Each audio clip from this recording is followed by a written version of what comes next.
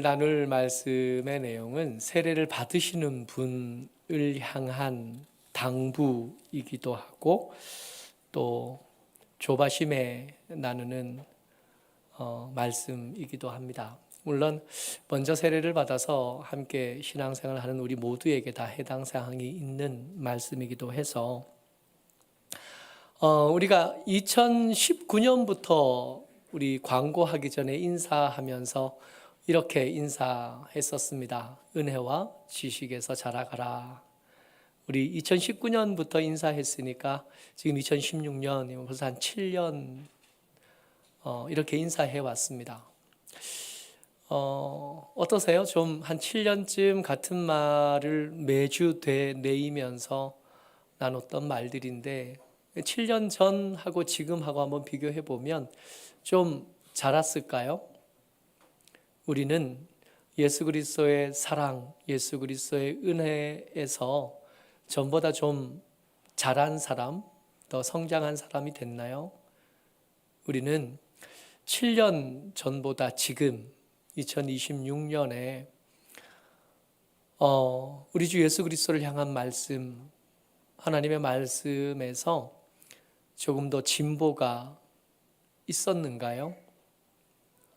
그 이야기를 오늘 좀 무거운 마음을 가지고 나눠보도록 하겠습니다. 오늘 읽었던 말씀이에요. 3장 17절 말씀입니다. 이렇게 되어 있습니다. 그러므로 사랑하는 자들아 너희가 이것을 미리 알았은즉 무법한 자들의 미혹에 이끌려 너희가 굳센 데서 떨어질까 삼가라. 위험하다는 겁니다.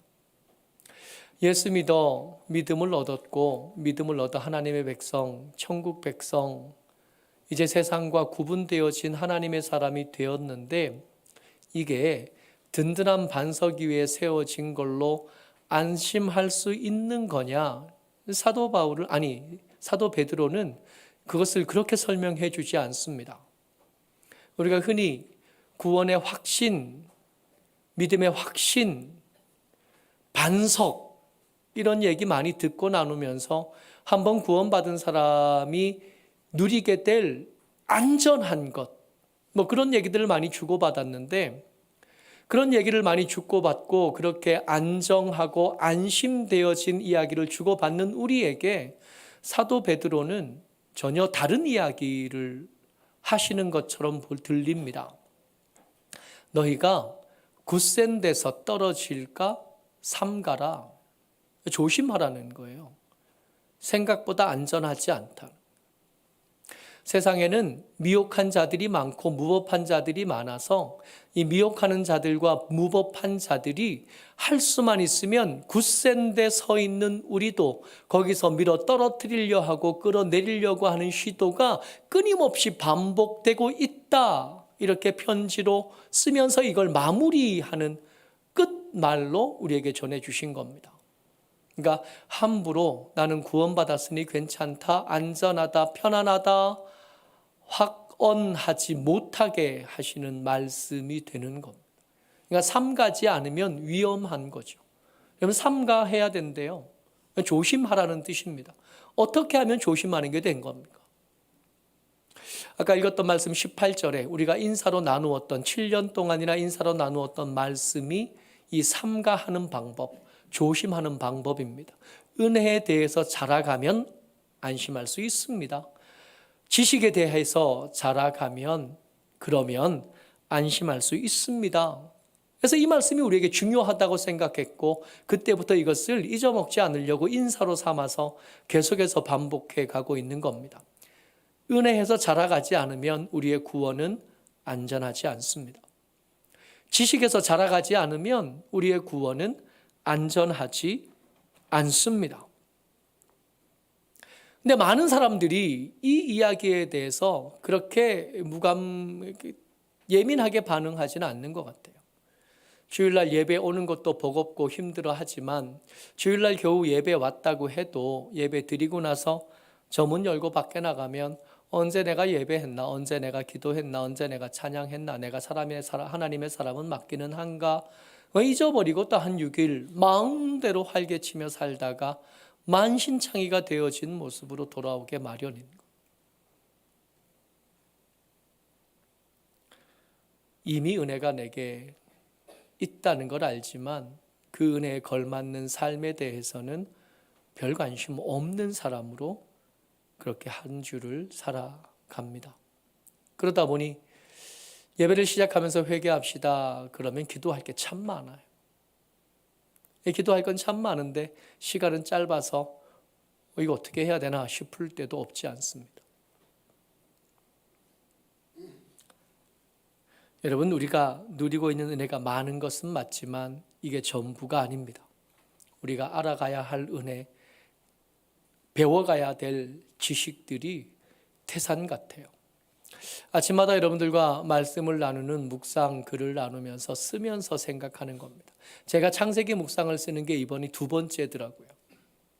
처음이 아니더라고요. 이게 계속 이 묵상을 쓰면서 저번에 묵상도 썼었는데 같은 본문으로 또 쓰면서 저번에 몰랐던 것들이 매번 새롭게 발견되어지는 것도 신기한 거예요.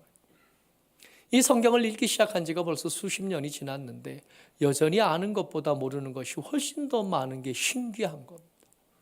여러분, 아직 우리는 우리에게 주신 은혜에 대해서 충분히 알지 못합니다. 우리가 누려야 될 지식에 대해서 우리가 충분히 알지 못합니다. 그래서 더 자라가야 될 여지가 있고 더 배워가야 될, 더 경험해야 될 은혜가 우리에게 아직 태산 같은 거예요. 에베소 성경에서 이렇게 말씀하십니다. 3장 18절 19절 같이 읽어봅니다. 시작. 능히 모든 성도와 함께 지식에 넘치는 그리스도의 사랑을 알고 그 너비와 길이와 높이와 깊이가 어떠함을 깨달아 하나님의 모든 충만하신 것으로 너희에게 충만하게 하시기를 구하노라. 아멘. 에베소서예요. 사도 바울이 로마 감옥에 갇혀서 썼던 옥중 서신들 중에 하나입니다. 사도 바울은 그 인생의 클라이막스에서 예수 만나고 예수 만난 다음에 꼬꾸라져서 인생을 다시 시작했습니다. 그렇게 산 세월이 벌써 길어요. 그렇게 산 세월이 벌써 10년이 넘습니다. 하나님의 은혜에 깊이 들어가 보고 그 은혜 가운데 살기 시작한 지 10년이 넘었는데 그 삶의 겉모습을 보면 점점 낮아지고 낮아지다가 지금 어디까지 왔냐 하면 로마의 차디찬 감옥까지 간 겁니다. 그 감옥에 앉아서 편지를 쓰는데 하나님의 사랑이 얼마나 큰지 나는 아직 그 너비와 길이와 높이가 깊이가 얼마나 큰지 나는 아직 잘 모르겠다. 충분히 더 깊이 들어왔다 여겨지지만 근데 아직 끝에 닿아보지 못했다.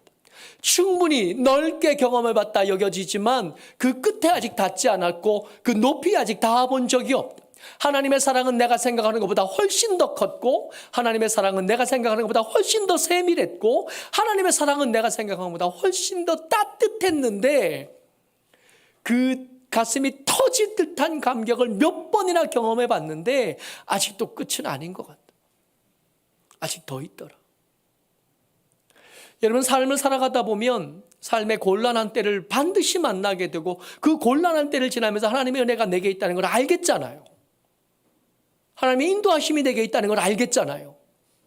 그 터질 듯한 감격과 은혜가 있는데 여러분, 그게 다가 아닙니다. 더 있습니다.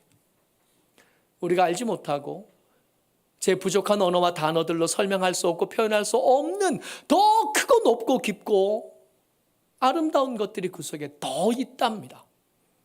그 끝을 본 것 같은 사도 바울이 아니라고. 너희들이 받은 은혜가 크다는 걸 내가 알지만 너희들이 받은 은혜가 위대하고 아름다운 걸 알지만 그거 다가 아니라고. 아직 다 못 봤다고. 여러분, 세상의 많은 것들은요 아무리 좋은 것이라고 해도 그게 한 번, 두 번 반복되고 또 반복되면 이게 부작용이 나타나게 마련입니다. 엄마가 해주는 반찬을 함부로 칭찬하면 안 되잖아요. 잘 모르시나? 엄마 이거 너무 맛있어. 그러면 내일 아침에도 그거 나오잖아요. 잘 먹으면 내일 저녁에도 그거 나오고. 아무리 맛있는 거라도 한 3번, 4번 연속 먹으면 그게 그 맛이 아닐 텐데. 아무리 좋은 것도요. 세상에 있는 아무리 좋은 것도 그게 여러 번 반복되고 나면 부작용이 생겨나게 마련입니다. 입에 단 음식이 몸에 문제를 일으키고, 그리고 몸에 좋다는 건강, 열심히 운동하면, 어제 예능 이렇게 보면서 김종국 씨가 운동을 그렇게 열심히 하잖아요. 근데 김종국 씨가 그 나오는 출연자들 중에 제일 자주 아픈 거 아세요? 맨날 허리 아프다 그러고 맨날 다리 아프다 그러고 맨날 그러는 걸 봐요. 운동이 참 좋은데 운동 많이 하는 사람 순서대로 아픈 거 아닌가 하는 생각을 또 합니다. 달리기 열심히 하는데 달리기 열심히 하는 저는 부상이 와서 한 달 동안 못 뛰고, 우리 박종모 집사님 발목 아파서 고민 많고, 우리 다 그렇지 않아요? 좋은 것들이 세상에 참 많지만 그 좋은 것들 중에 부작용이 없는 걸 찾기가 어렵습니다. 그런데 하나님의 은혜가 거기서 예외입니다. 하나님의 은혜, 하나님의 사랑, 이거 아무리 받고 아무리 많이 누려도 여기에 부작용이 없는 겁니다. 여러분 겁내지 않으셔도 돼요. 혹시 내가 여기서 은혜를 더 받으면 순교하는 자리에 내몰리지 않을까? 여러분 괜찮아요. 우리 수준의 믿음이 아무리 깊어져 봐야 거기 못 갑니다. 겁내지 않으셔도 돼요. 제가 볼 때 우리가 지금 받은 은혜에 한 100배쯤 더 받는다고 해도 순교자의 자리에 갈 만하지는 않은 것 같아요. 지레 겁먹을 거 없어요. 여기서 내가 더 은혜를 받으면 믿음에 미친 사람처럼 돼요. 여러분 그렇지 않아요. 내가 바울처럼 꿈도 꾸지 마세요. 그렇지 않아요. 하나님의 은혜가 우리에게 부작용이 없습니다. 그러니까 더 알아가셔도 되고 더 배워가셔도 되고 한 걸음 더 와도 전혀 부작용이 없습니다. 다만 혹시 이런저런 상황과 불편 혹은 어려움들 때문에 망설이게 된다면 그 은혜를 알아가는 것, 하나님의 그 지식에 대해서 더 공부하고 배워가는 것에 대해서 주저하게 된다면 그런 사람들을 향해서 하나님은, 성경은 망령되다라고 말하실 겁니다. 에서가 하나님께서 주신 그 은혜, 그 특별한 권세를, 그 특별한 권리를 귀한 줄도 모르고 팥죽 한 그릇 팔아버렸던 것, 그런 에서를 향해서 성경은 망령되다라고 말씀하시거든요. 은혜가 귀한 줄 모르고 그 은혜가 우리에게 아름다운 것인 줄 모르고 거기에 더 한 걸음 나아가지 않고 주저하고 망설이고 있으면 망령된 자가 될 수밖에 없습니다. 그러니까 여러분, 이제 막 세례 받으시고 신앙생활을 시작하신 여러분이 여기서 조금 더 도전하셔도 됩니다. 성경을 조금 더 읽고 기도하는 시간을 조금 더 확보하고 예배 드리는 일에 마음을 조금 더 쓰셔도 됩니다. 아니, 좋습니다. 부작용 없이 여러분들을 더 아름다운 사람으로 키워내실 겁니다. 기억하셔야 될 거 있어요. 잘하지 못하고 때가 되었는데도 충분히 성장하지 못하면 그 성장하지 못한 것을 향하여 우리는 장애라고 말합니다. 걸을 때가 됐는데 걷지 않고, 말할 때가 됐는데 말하지 않고, 철들 때가 됐는데 철들지 않고, 생의 주기를 따라 감당해야 될 것들이 있는데 그것들 못 따라가면 우리는 걱정하고 염려할 수밖에 없는 겁니다. 육체의 자람만 아니라 우리의 신앙의 자람도 그래요. 히브리서 5장 12절 말씀 같이 읽어보죠. 시작. 때가 오래되었으므로 너희가 마땅히 선생이 되었을 터인데 너희가 다시 하나님의 말씀의 초보에 대하여 누구에게서 가르침을 받아야 할 처지이니 단단한 음식은 못 먹고 젖이나 먹어야 할 자가 되었도다. 아멘. 때가 오래되었으므로예요. 그러니까 예수 믿고 시간이 지났다는 뜻입니다.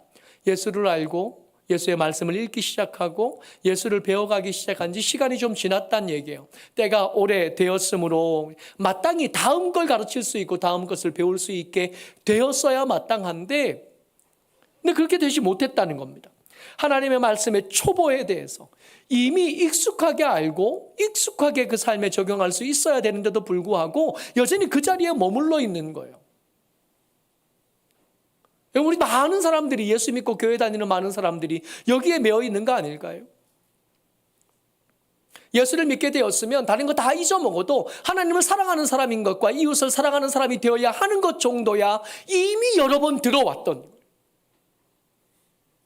하나님의 예정이 어떻게 되어가는지, 하나님의 섭리가 뭔지 이런 거 다 잘 모르고 충분히 설명할 수 없지만 예수 믿는 사람이 되었으면 하나님을 사랑해야 된다는 것처럼 알아요. 내가 내 이웃을 더 사랑하는 사람이 되어야 하는 것 정도는 익히 알고 있어야 되고, 이것에 대해서 충분히 말도 할 수 있고 실천도 하고 있어야 되는데 그게 안 된 겁니다. 가장 기초적인 것, 초보적인 것도 되어지지 않은 것. 다시 어디 가서 또 배워야 할 사람이 되어진 겁니다.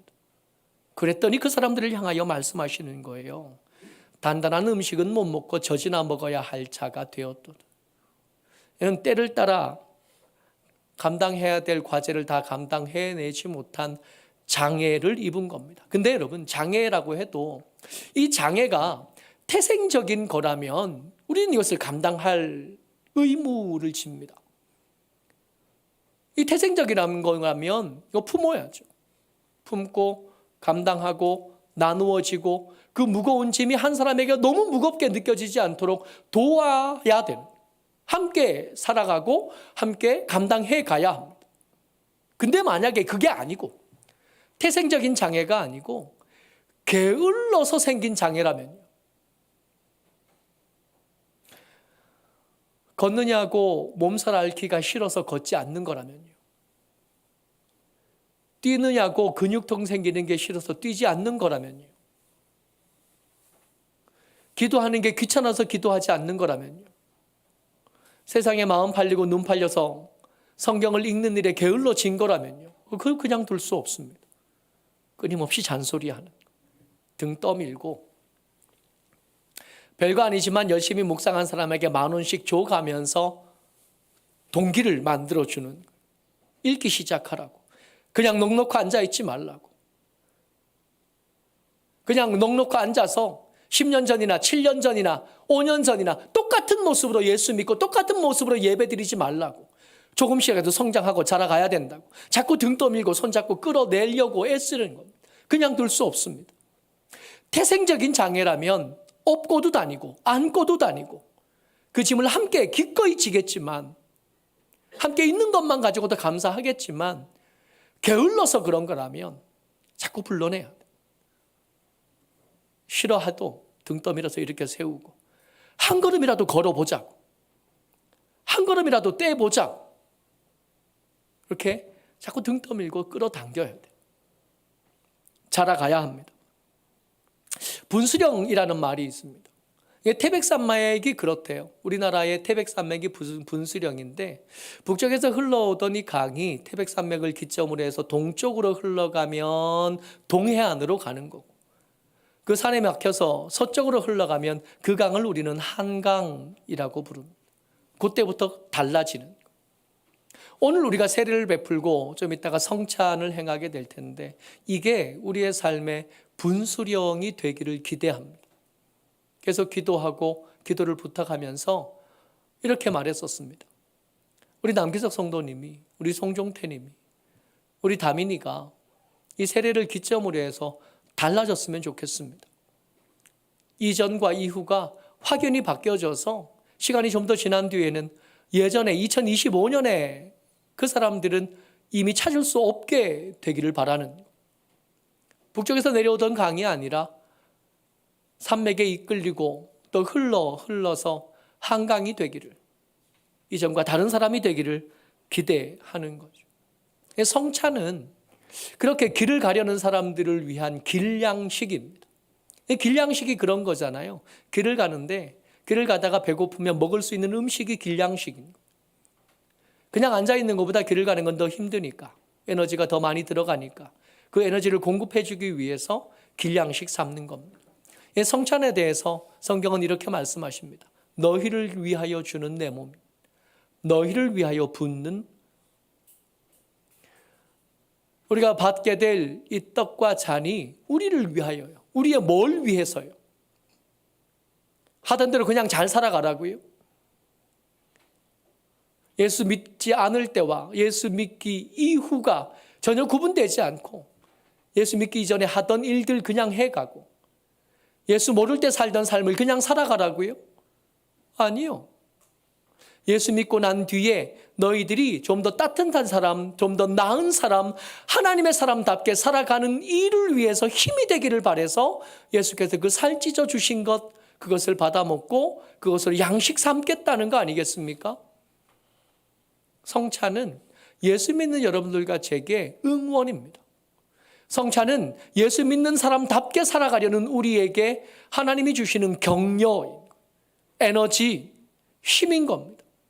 그래서 이거 받아 먹으면서 하나님 주신 공급하시는 은혜를 얻어서 그 걸음을 한 걸음 또 힘이 들었는데 피곤했는데 그 걸음을 한 걸음 더 걸어보기로 결정한 그게 성찬입니다. 예수의 십자가가 우리가 걸어가야 되고 지향해야 될 삶입니다. 힘은 있어도 방향을 모르면 못 걸어가는 거 아니겠어요? 힘은 있지만 걸을 수 있는 능력도 있고 다리도 아프지 않지만 우리가 어디로 가야 되는지 모르면 못 가는 거잖아요. 예수의 십자가가 우리가 성찬 나누면서 매번 이야기하는 그의 은혜, 그의 피 흘리심, 그의 살 찢기심, 그 십자가를 통해서 우리가 어떻게 살아야 되는지를 배웁니다. 투쟁하는 삶인데 이 투쟁이 혈과 육을 향한 것이 아니라 이웃과 함께하는 가족들과의 투쟁이 아니라 내 속에 있는 악한 것, 내 속에 있는 악한 충동들과의 투쟁인 거예요. 어떻게 하면 더 거룩하게 살 수 있겠나? 어떻게 하면 더 나은 사람으로 살 수 있겠나? 어떻게 하면 예수와 좀 더 닮아가는 모습으로 살아갈 수 있겠나 고민하는 겁니다. 누가복음 9장 23절 같이 읽습니다. 시작. 아무든지 나를 따라오려거든 자기를 부인하고 날마다 제 십자가를 지고 나를 따를 것이니라. 성찬받아 길양식 챙겼고 예수의 십자가를 믿어 그를 바라보면서 따라가는 거예요. 힘도 얻었고 방향도 알았네요. 이제 가면 되는. 매번 예배를 인도하고 설교할 때마다 기도하는 제목입니다. 이 말씀이 믿음이 됐으면 좋겠습니다. 이렇게 나누는 말씀이 함께 말씀을 나눈 사람들의 걷는 걸음이 됐으면 좋겠습니다. 이 말씀이 함께 말씀을 나눈 우리의 삶이 되었으면 좋겠습니다.